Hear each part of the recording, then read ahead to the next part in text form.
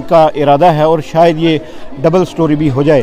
तो उसके अलावा इस स्कूल के बच्चों की जो परफॉर्मेंस है उसके बारे में मैं थोड़ा सा बताऊंगा। मैं कैमरामैन से गुजारिश करूंगा हम थोड़ा ऑफिस में चलते हैं, वहीं बच्चों से भी मुलाकात करेंगे। और अगर आप दिखाना चाहें तो इस हाई स्कूल ग्राउंड है, हाई स्कूल क्लाई का सामने वॉलीबॉल कोर्ट जो बना है उसके पार और 2 कमरे हैं। इस तरह तो कमरे काफ़ी थे, लेकिन ये कमरे जो हैं अच्छी इस्तेमाल के लिए नहीं थे, इसलिए इनको डिसमेंटल करके मुनहदम करके तो दोबारा जो है तामीर नो का काम जो है वो जारी है। ऑफिस के तारीखी चीज़ यहाँ दिखाना चाहता हूँ कि ये हमारे हेडमास्टर साहिबान जो इस स्कूल में रह चुके हैं, थोड़ा क्लोज़ करके। ये एक जो है फ़ोटो नहीं है इनका, ये है तरलोकी नाथ जी रैना, यहाँ रहे हैं पहले, कश्मीर से इनका ताल्लुक़ था। उसके बाद लक्ष्मी चंद शर्मा 1977 से लेके 1980 तक रहे हैं। उसके बाद ये हमारे श्री पीवी दीवान, ये 1982 तक रहे हैं। आगे ये गुलाम रसूल साहब, ये भी कश्मीर से इनका ताल्लुक़ था, ये 1984 तक रहे हैं। उसके बाद आइए जी यहाँ ये हमारे हेडमास्टर हैं तरलोकी नाथ दर, ये भी कश्मीर से, क्योंकि उस वक़्त यहाँ हेडमास्टर कम हुआ करते थे, कश्मीर से इनका ताल्लुक़ था। अब्दुल गनी चेची साहब जो हमारे कलाई के ही रहने वाले हैं, बड़े बेहतरीन उस्ताद रहे हैं और फिर हेडमास्टर और ZDO बन के रिटायर हुए हैं। 1992 से लेके 1997 तक उन्होंने यहाँ खिदमत अंजाम दी हैं। ये बाबू राम जी हैं, इनका ताल्लुक़ जलास से था, ये 1997 तक यहाँ रहे। उसके बाद ये मोहम्मद नज़ीर मुग़ल साहब, शायद इनकी एक वीडियो मैंने लाइव चलाई भी थी। बड़े बेहतरीन किस्म के उस्ताद, बड़े नॉलेज रखने वाले और बड़े पढ़े लिखे लोग थे। ये 1997 से 1999 तक ये रहे हैं। उसके बाद ये रहे हैं जनाब मोहम्मद बशीर साहब, इनका ताल्लुक़ शीदरा गांव से है और 2003 तक ये यहाँ रहे। फिर मोहम्मद आज़म कोली साहब 2003 से 2006 तक यहाँ रहे। उसके बाद शेर मोहम्मद साहब, और ये इनका नाम ही शेर नहीं है, ये कामों से भी कई शेरों वाले काम किया करते थे। अच्छे उस्ताद, इनका जो ये दखना के मिडिल स्कूल में काफ़ी अरसा रहे और वहाँ इन्होंने उस स्कूल को आप ये मानो कि जैसे धरती के नीचे से निकाल के आसमान की बुलंदियों तक पहुँचाया था। और उसी वक्त इनका नाम जो है मशहूर हुआ कि वाकई ये पढ़ाई के मामले में भी शेर हैं, सिर्फ नाम से शेर नहीं हैं। सुरिंदर कौर जी, जिनका ताल्लुक़ पुंछ सिटी से, ये 2011 तक यहाँ रहे। उसके बाद आलफ दीन साहब, ये भी गांव शिंदरा से इनका ताल्लुक़ था, ये 2011 से 2012 तक यहाँ रहे। ये गुलाम हुसैन साहब डिंगला पुंछ से इनका ताल्लुक़ था, ये भी यहाँ 2012 से 2013 तक रहे। और इस वक्त नहीं, ये पुष्पा देवी, ये पुंछ से इनका ताल्लुक़, ये भी यहाँ 2017 तक रही हैं। और इस वक्त जो ऑन बोर्ड हैं, इनका नाम कनीज़, हाँ,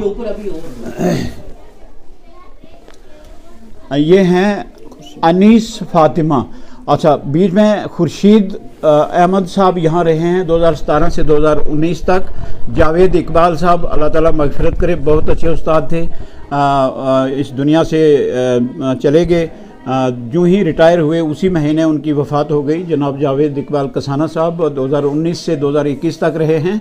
और शहराज अहमद ख़ान साहब, बड़ा मुख्तसर अरसा इन्होंने यहाँ निकाला, 2022 में ही आए और 22 में ही चले गए।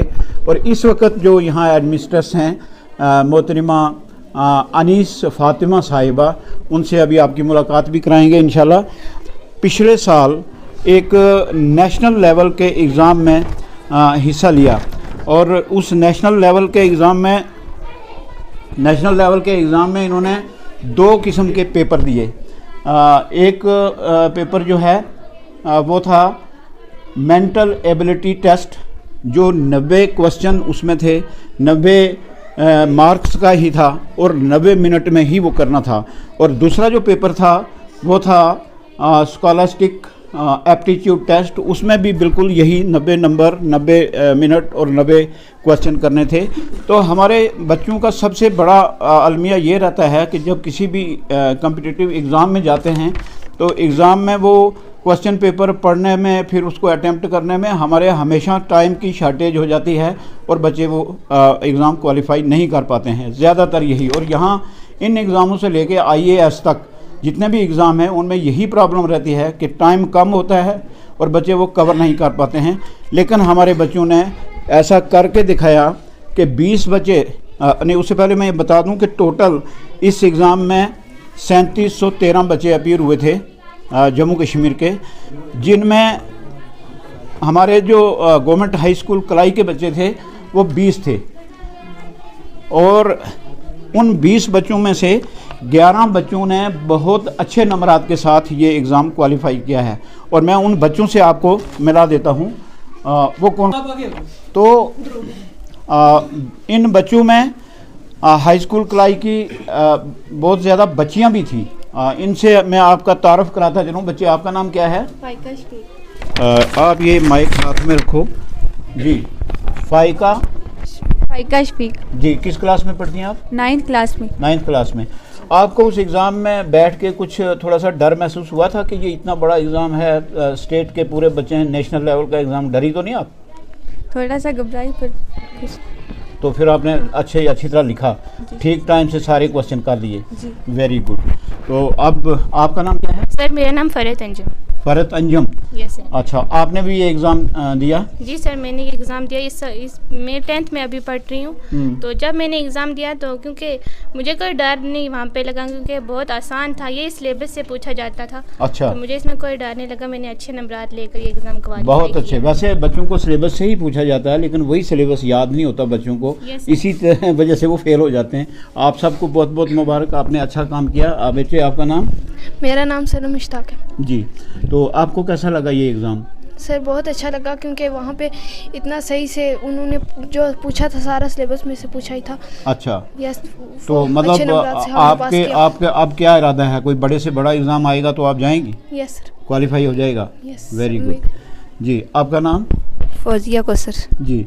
इधर ही कलाई गाँव के रहने वाले? यस। अच्छा। तो कैसा महसूस हुआ था इस एग्ज़ाम में बैठ के? अच्छा। बच्चों की भीड़ थी, आपको लगता नहीं था कि इतने बच्चे हैं, मैं कहाँ पास हो जाऊंगी इसमें? लगता तो था, फिर हो गई पास। लेकिन पास हो गई। वेरी गुड, ठीक है। आप बताएं जी अपना नाम? नाजिया कोसर। अच्छा, आप किस क्लास में हैं? 9th क्लास में। तो आपने कभी सोचा था कि इतने बड़े एग्ज़ाम में आपको जाने का मौका मिलेगा? जी। सोचा था जी। पहले से ही आज़म रखा था कि बड़ा एग्ज़ाम दूंगी, बड़ा कुछ करूँगी? जी। अगर आपको कल IAS के लिए जाना पड़े तो कोई दिल में परेशानी, घबराहट ऐसा तो नहीं होगा? नहीं। कर लोगी? यस। Very good. आपका नाम जी? आसिया कोसर। आसिया कोसर। किस क्लास में हैं? 9th। आपने भी वो एग्ज़ाम अच्छी तरह से पास किया? Yes sir. आप खनेतर से हैं? Yes sir. अच्छा। आप बाकी बच्चों को क्या कहेंगी कि अगर कोई बड़ा एग्ज़ाम आ जाए तो उसमें क्या करना चाहिए? जाना चाहिए। जाना चाहिए, घबराना नहीं चाहिए। Yes sir. कोई पता नहीं होता, अगर आपको सिलेबस आता है तो आपको सब कुछ आता है। Yes sir. डर झिझक कुछ नहीं होना चाहिए। यस। ठीक है। आपका नाम जी? मेरा नाम साइमा कोसर है। साइमा कोसर। कलाई से हैं कि बाहर से? कलाई से। कलाई से। कैसा महसूस हो रहा था उस बड़े एग्ज़ाम में बैठ के? अच्छा महसूस हो रहा था। अच्छा, आपको जो यहाँ क्लासों में आपके उस्ताद इकराम पढ़ाते हैं, आपको क्या लगता है अच्छा पढ़ा रहे हैं? बहुत अच्छा। बहुत अच्छा पढ़ा रहे हैं। Yes sir. टाइम से हर क्लास लगती है? Yes sir. तो उसी का नतीजा है ना कि आप इतने बड़े एग्ज़ाम में गए हैं। हाँ, वरना एक देहात का स्कूल, हाई स्कूल कलाई को कौन पूछता है इतने ऊंचे पहाड़ के ऊपर? तो यहाँ वो तैयारी हुई है तो तब आप वहाँ पहुँची हैं। Very good. आपका नाम जी? मेरा नाम तनवीर अख्तर है। अच्छा, किस क्लास में पढ़ती हैं? 10th में। अच्छा, जब आपने वो क्वेश्चन पेपर देखा तो आपको पहले क्या लगा, ये हो जाएगा कि नहीं हो जाएगा? कैसा महसूस कर रहे थे? पहले लगा था नहीं होगा, लेकिन हो गया। हो गया। क्या किया था पहले आपने? पहले क्वेश्चन पेपर पूरा पढ़ा था या जो क्वेश्चन आया उसको टिक करते गए तो आगे चलते गए? नहीं, पहले पूरा क्वेश्चन पढ़ा था। फिजिकल एजुकेशन में दिलचस्पी रखते हैं और आपने फिजिकल एजुकेशन की ट्रेनिंग की है, तो यहाँ कलाई स्कूल में आके आपको कैसा लगा? जो आपका जॉब है आपका जो सिखाने का अंदाज है उसका रिस्पांस कैसा महसूस किया आपने? माइक ले लो आप। रशीद साहब, सबसे पहले आपका बहुत बहुत शुक्रिया कि आप अपना कीमती वक्त निकाल के यहाँ पे आए। मैं आपको बताता चलूँ कि मेरी फ़र्स्ट अपॉइंटमेंट जो है वो हाई स्कूल कलाई के अंदर है जी। तो यहाँ पे मैंने जो स्पोर्ट्स का जो कल्चर देखा है, बहुत ज़्यादा बच्चों के अंदर शौक़ था। तो मैं खुद एक कबड्डी का नेशनल प्लेयर हूँ, तो मेरे गेम जो है कबड्डी है। मैंने बच्चों में के अंदर जो कबड्डी की जो स्किल्स थी वो उनके अंदर इम्प्रूव की। जी जी। लेकिन मेरे पास बदकिस्मती ये है कि मेरे पास कबड्डी जो आजकल मैट के ऊपर खेली जा रही है, तो वो कबड्डी मैट की फैसिलिटी कोई नहीं है मेरे पास। ग्राउंड जो है बहुत ज़्यादा हार्ड है, तो जिसकी वजह से जब मैं बच्चों को बाहर लेके जाता हूँ खेलने के लिए, तो वहाँ पर उनको मैट के ऊपर खिलाया जाता है, तो उनको बड़ी दिक्कत और बड़ी परेशानियों का सामना करना पड़ता है। मैं अभी बच्चों से बात कर रहा था कि अगर आपको कोई डिमांड हो जो सीओ साहब से हो, डीसी साहब से हो या और स्पोर्ट्स ऑफिसर से हो, लेकिन बच्चों के जहन में कोई बात नहीं थी, तो खैर आपकी बातों से बात निकल आई कि आपको मैथ्स की ज़रूरत है ताकि आप अच्छी तरीके से बच्चों को सिखा पाएँ। जी हाँ सर, मैंने अपने स्पोर्ट्स ऑफिसर जो हैं उनको भी मैंने एक दो बार पहले भी कहा, लेकिन मैट जो हैं वो काफ़ी महंगी हैं, जिसकी वजह से डिस्ट्रिक्ट के अंदर हमारे अभी बिल्कुल टोटल 3 ही मैट हैं। तो वो उन्होंने एक हेडक्वार्टर में रखी हुई है, एक जो है सुनकोट जोन के अंदर दी है। फिर भी मैंने एक बार फिर उनको लेटर दिया है कि हमें एक अगर मैट आए तो हमें मैट जो है वो प्रोवाइड की जाए, हमें दी जाए। बहुत खूब। आपके अब आप ही बता दें कि आपके यहाँ स्कूल की परफॉर्मेंस क्या रही है कबड्डी के हवाले से, क्योंकि आप कबड्डी के प्लेयर हैं, आपने ज़्यादा जोर उसी तरफ दिया होगा। सर 2021 और 22 का जो हमारा कंपटीशन हुआ था कबड्डी का, उसमें हमारी टीम जो थी डिस्ट्रिक्ट की खेलने के लिए कठुआ के अंदर गई थी। अच्छा। तो इससे पहले ये होता था, अब भी यही हो रहा है कि हमारे जो कश्मीर की जो मैचेस होते थे डिवीज़न के, वो वहाँ पे होते थे और जम्मू डिवीज़न के जम्मू में होते थे। लेकिन उस बार हमारे डायरेक्टर डॉक्टर सलीमुर रहमान साहब थे, तो उन्होंने यूटी का जो कंपटीशन था वो एक ही जगह पे कठुआ के अंदर करवाया था। अच्छा। उसमें जो पुंछ की टीम थी वो मैं खुद यहाँ से लेके गया था, जिसमें कलाई के पूरा सेट जो 7 बच्चों का था वो कलाई का था। मैं तमाम बच्चों से कहता हूँ कि कलाई स्कूल के लिए एक बार ज़ोरदार तालियां मार दें आप। उसकी वजह यह है कि अगर डिस्ट्रिक्ट पुंछ की टीम गई है कठुआ में स्टेट लेवल का जो कंपटीशन करने के लिए, तो वो पूरी की पूरी टीम कलाई की थी। जी हाँ ये सर, आपके लिए भी बड़ी मुबारक की बात है, और हाई स्कूल कलाई और तमाम उस्ताद के लिए। तो उसमें हमारी जो टीम थी वो रनर अप रही है, वो भी 2 पॉइंट से हम कठुआ से आ रहे थे।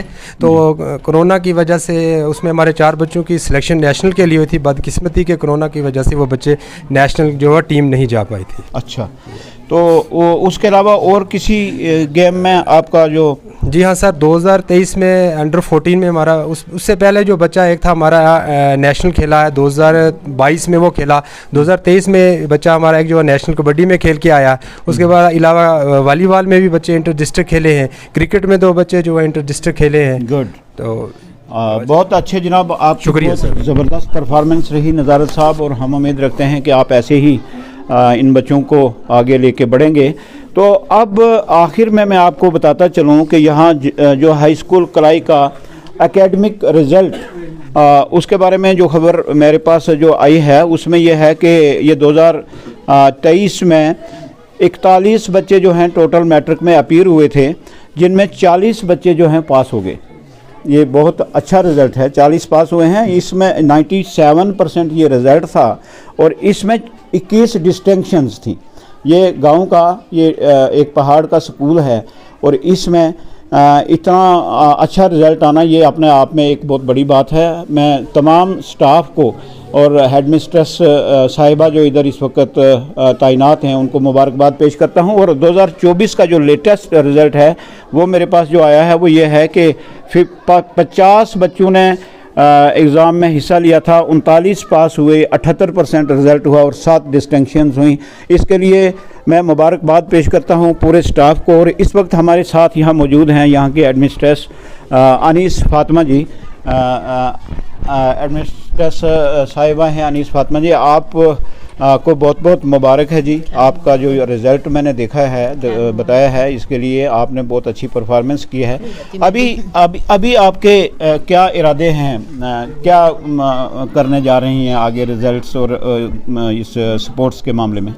सबसे पहले मैं आपका शुक्रिया अदा करती हूँ कि आपने अपना कीमती वक्त निकाल कर आप यहाँ तशरीफ़ लाए और आपके आने से हमारे बच्चों की हौसला अफजाई हुई। अदा करती हूँ कि आप यहाँ तशरीफ़ लाए, क्योंकि आपके तशरीफ़ लाने से इससे हमारे बच्चों की भी हौसला अफजाई हुई और हमारे स्टाफ मेंबरान की भी। जी जी। हमारे जो स्टाफ मेंबरान हैं खासकर ये बहुत ही मेहनती हैं जी, चाहे वो पढ़ाई का हो चाहे वो स्पोर्ट्स का हो जी। क्योंकि जब भी जैसे आपने अभी इन बच्चों से पूछा कि जो आपने एग्ज़ाम पास किया इसमें तकरीबन सब टीचरों ने एक्स्ट्रा पीरियड लेते रहे बच्चों का असेंबली के टाइम। अच्छा। और उसके साथ साथ जब स्पोर्ट्स का वक्त होता है तो उसमें नज़ारत सार उतार